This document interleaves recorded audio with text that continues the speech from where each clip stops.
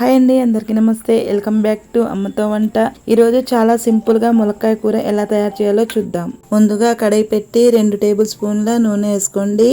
సన్నగా కట్ చేసిన ఉల్లిపాయ ముక్కల్ని 1 కప్పు వేసుకోండి. సన్నగా కట్ చేసిన పచ్చిమిర్చిని కూడా 5-6 కట్ చేసి వేసుకోండి. వేసి ఇలా ఫ్రై చేసుకోవాలండి. ఉల్లిగడ్డ పచ్చిమిర్చి ఇలా మగ్గిన తర్వాత 1/2 టీ స్పూన్ అల్లం పేస్ట్ వేసి పచ్చివాసన పోయేంత వరకు ఫ్రై చేసుకోవాలి. ఇలా ఫ్రై చేసుకున్న తర్వాత 1/2 టీ స్పూన్ పసుపు, పెద్ద సైజు ములక్కాయలు 4 తీసుకొని ఇలా కట్ చేసుకొని వేసుకోండి. దాంతో పాటు రుచికి సరిపడా ఉప్పు కూడా వేసి మొత్తం కలిసేలా కలుపుకోండి.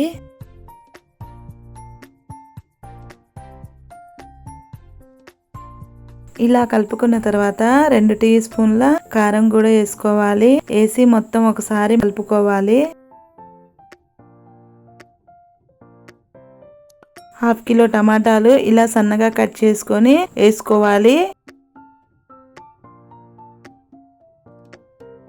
వేసుకున్న తర్వాత మొత్తం ఒకసారి కలిసేలా కలుపుకోవాలి.